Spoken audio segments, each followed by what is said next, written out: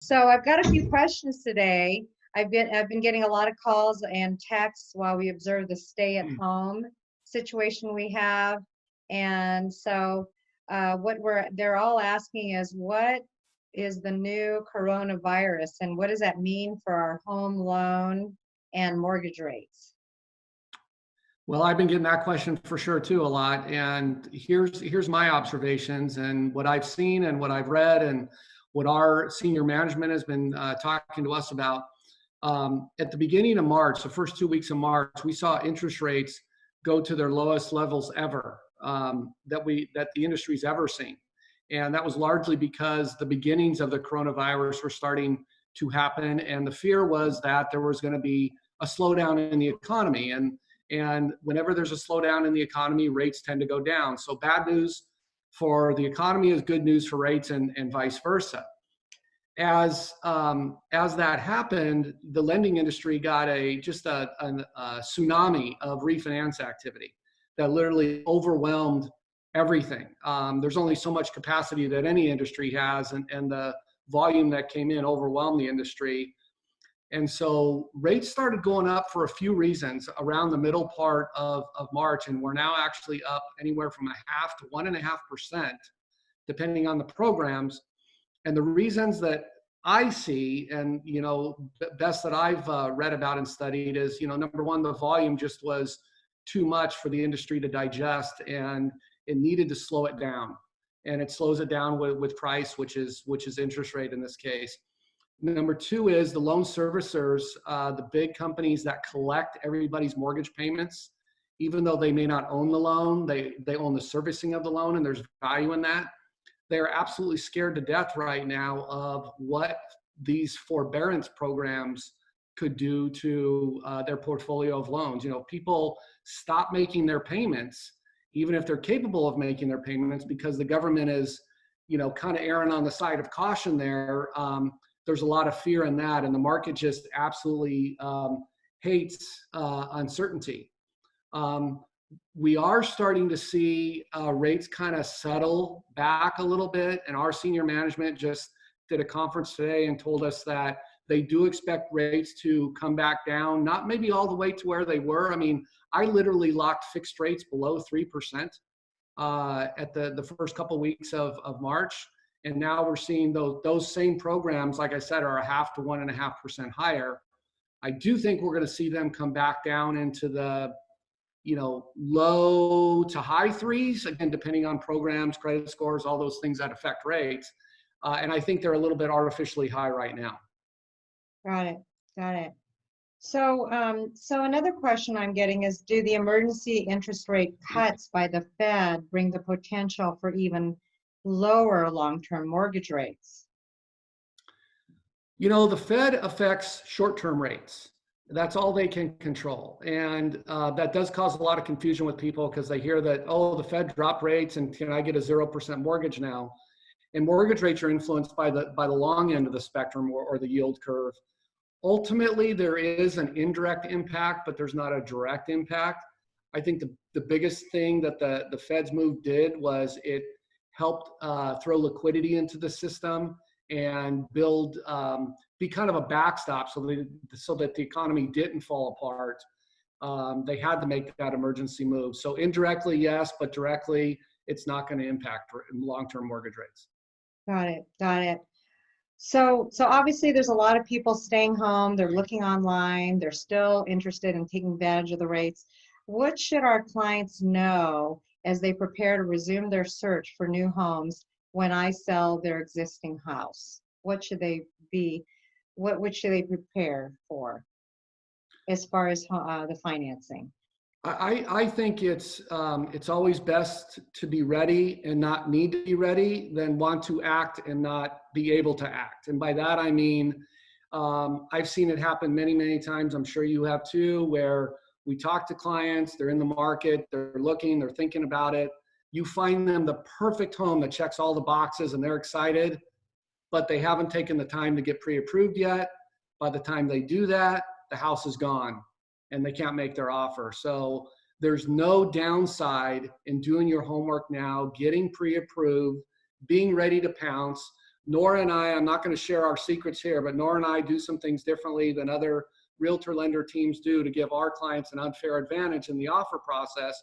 But we can only do that if we have you ready to go. So again, there's no downside in being ready. The other thing that it allows you to do is, something you may have surprise on your credit report that you're not aware of. That gives us time to work on that and fix it. It gives us time to run all sorts of different scenarios for you. And I think ideally you end up making a much better financial decision when you're not rushed. Yes, yes, I do believe so. So right now, staying home, being prepared, having time to talk to a lender like yourself, that's definitely being proactive. And that helps me to do a better job. Also allows you to really put together a package that's approved quickly with the banks, correct? Absolutely. It allows you to make a more aggressive offer because of what we can do in terms of performing more quickly and speaking in terms of the qualification of that client. The other thing too is, sometimes people think they can qualify for X and they can't. And so we need to be careful with that too, that we make sure that we're showing them homes that are price appropriate for them. Right, right. Yeah, this might be like a general question, and it might be, depending on specific situation with the current borrower right now, but how much house can clients or borrowers afford with these current rates? I know that may be a bit general, but what do you see going on now? Well, the reality is, and the math is something a lot of people are unaware of, is that the interest rate on somebody's mortgage, dollar for dollar, will have a much greater impact than the price of the home. For example, if someone's looking and they're negotiating on a home price and they're haggling over, $5,000, it may be better for them to get a seller credit to pay $5,000 to buy down their interest rate than to get a $5,000 lower sales price, because that lower rate with a slightly higher price will create a much lower payment. But more specifically to your question, the lows that we saw at the beginning of March, again, depending on price point, program, and a lot of details, I'm going to say that helped increase buying power anywhere from $50,000 to $150,000 for people from what rates were at the very beginning of the year. So rates can have a tremendous impact on affordability and ultimately somebody's payment. Right, right. So definitely getting in touch with you, talking to someone like yourself who understands the program, understands all the different facets of all the different scenarios that can happen on a deal, and having everybody more prepared will give them more leverage as they present an offer to a seller. I believe that. So what tactics can best position my clients in what may be an even more active housing market in the upcoming months? You might have already answered this, but this is going to be something that people are thinking about because we were dealing with a very competitive market. So we want to know proactively what we can do, obviously, to position my buyers who are stepping up to the plate and making an offer, or sellers who are dealing with buyers that are getting financing right now. What tactics can we best position our clients?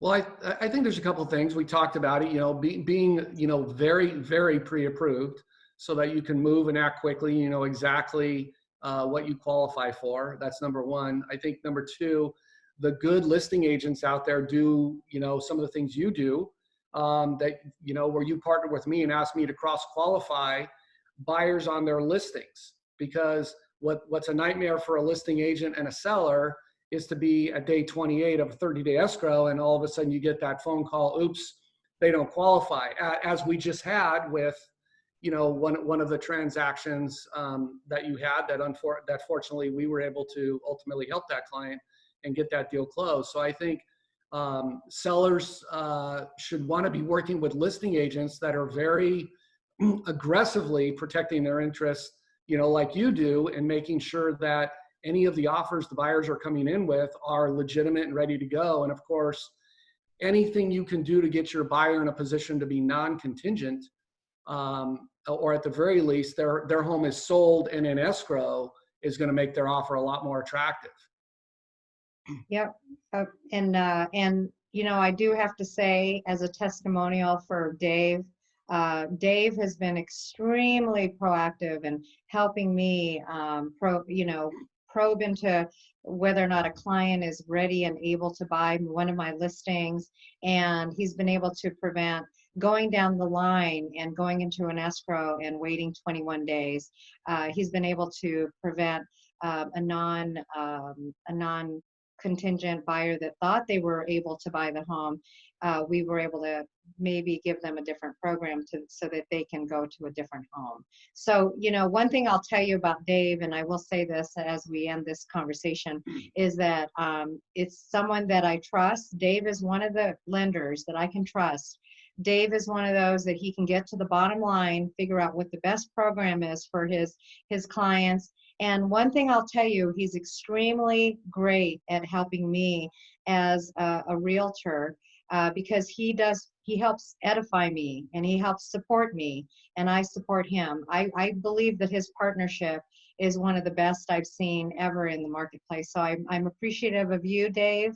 I want to continue to work with you. I want to continue to educate our clients on what they could do best in this real estate world. And I really thank you for your time.